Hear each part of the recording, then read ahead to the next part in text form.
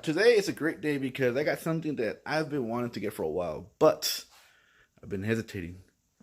But it's finally here, the Mfactory limited slip differential.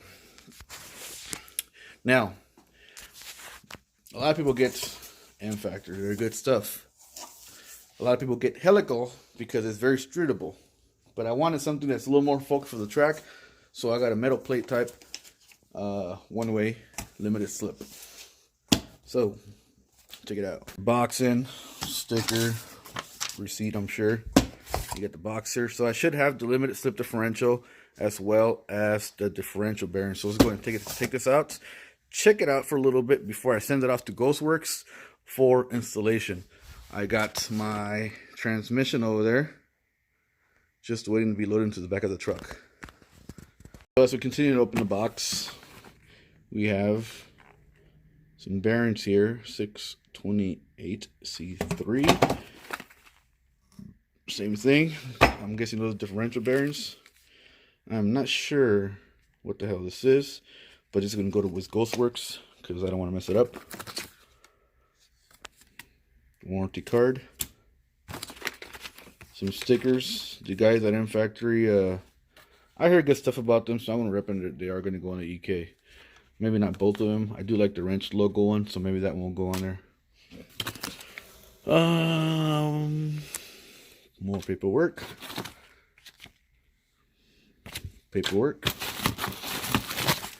And the differential. Let's get this bitch out. So here we go. That's the differential right there.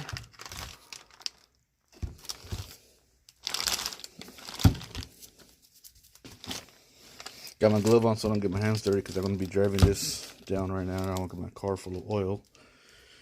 So, got the plates in there. It's, I'm not a mechanical engineer, so I don't know really what I'm looking at, exactly how this works, but it looks cool. Gonna put this back in the box, send it off to Ghostwerks.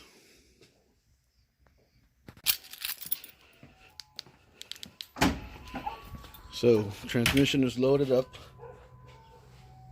So it's a limited slip and some gloves. Time to head over to Ghostwerks. Alright, here in Ontario, dropping off this transmission.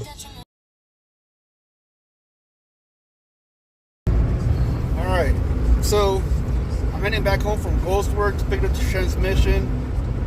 I may try to get it at least mounted and started today, but I don't know. We'll see. Alright guys, so I got the transmission back from Ghostwerks. So I'm going to go ahead and get it mated to the engine. So I got it right here in the floor. I got to grease the fork and the throwout bearing. And then my goal is to get it mated to the engine, throw a couple of bolts on there, swing it up, get it mounted to the chassis, start bolting things up. So that's going to be my goal today. Just get it physically in there and then start working all the little things. So you get transmission right here, ready to go on. Gotta throw that fork on there, and yeah, time to start putting this thing back together. I was recommended to throw some cheap 10W30s. I can break it in, take it to a parking lot or something, break it in. So I gotta see if I got 10W30. I should.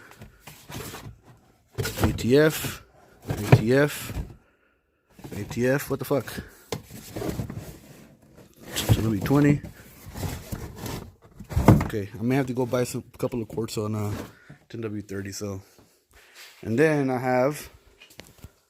I want to show you my address here. It's on me. Yeah, I got some multiple. I guess that's how you pronounce it. I don't know, but I got some brake fluid that I got to throw on here too. Once I finish breaking it in, so time to get dirty. Okay, so I put the transmission on the jack. I kind of balanced it. I got it up there.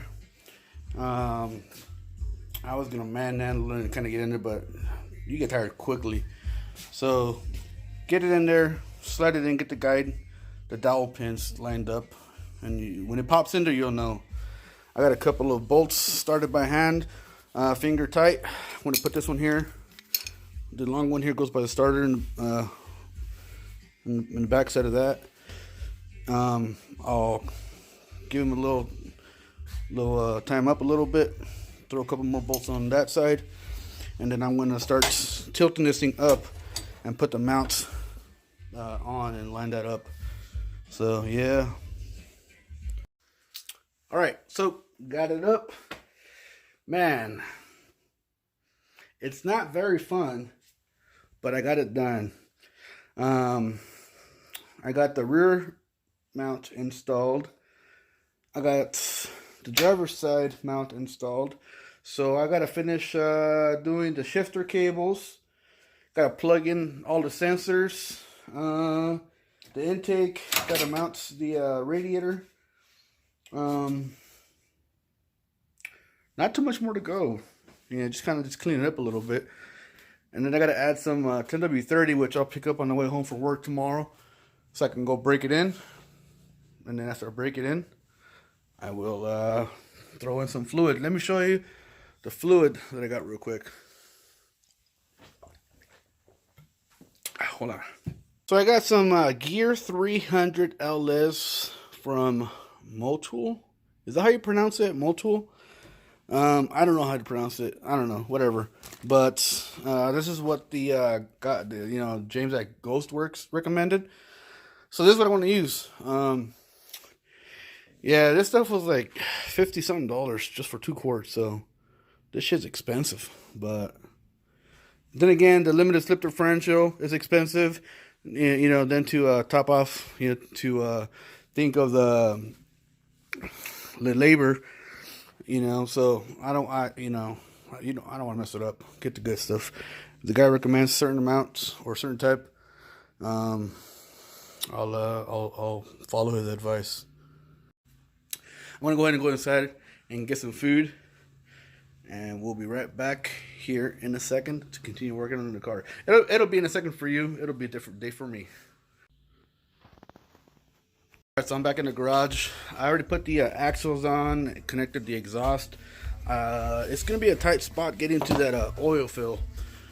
I don't have a hose. I guess I must have thrown it away or something, so I stole the hose from my swamp cooler.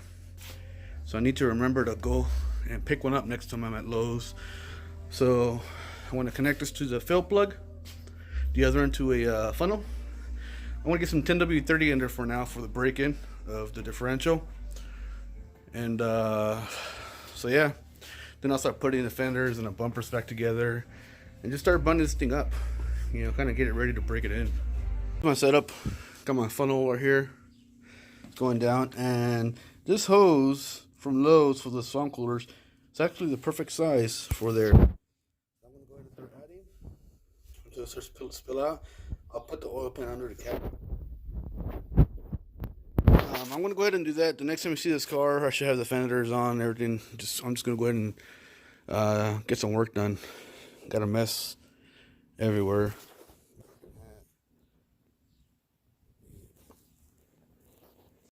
Alright.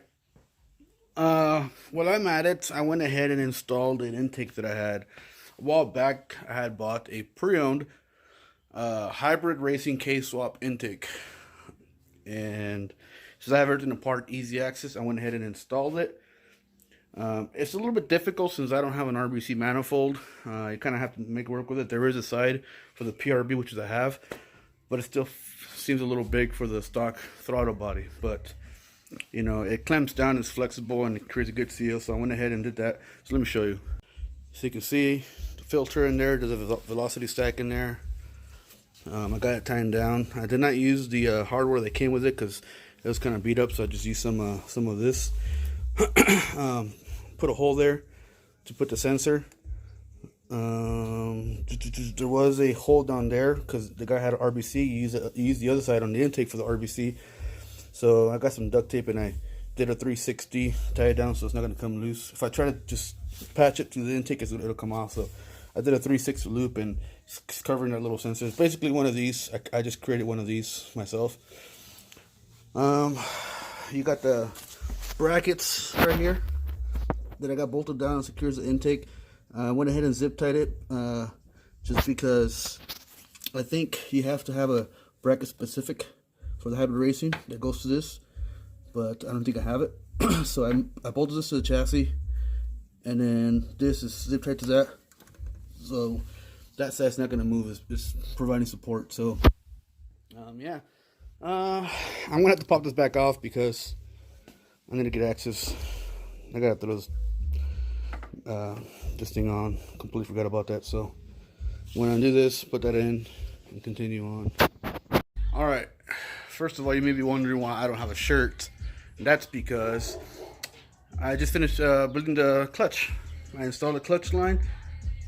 My wife came out here and gave me a hand bleeding it. Fluid went everywhere, including my jacket.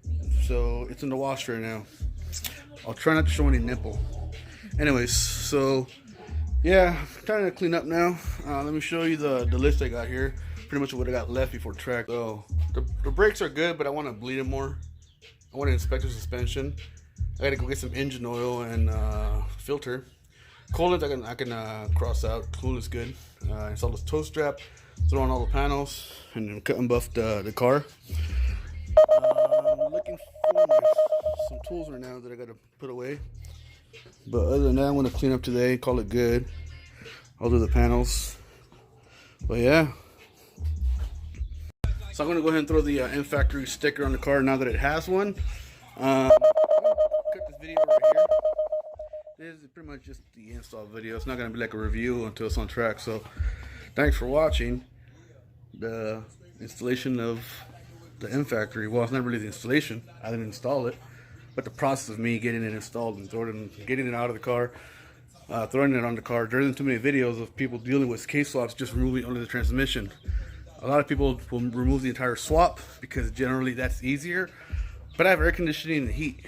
I don't want to disconnect those lines, especially air conditioning. So I managed to do it without pulling out the swap. So yeah, thanks a lot. Subscribe to the channel if you haven't subscribed. You know, like the video, comment, ask questions. You know, if you see that I'm wrong in something, let me know. You know, I take criticism in a good way. You know, if you call me a dumbass, call me a dumbass, whatever. I'll call you a dumbass if I see you're doing something stupid. But anyways, thanks. See you later.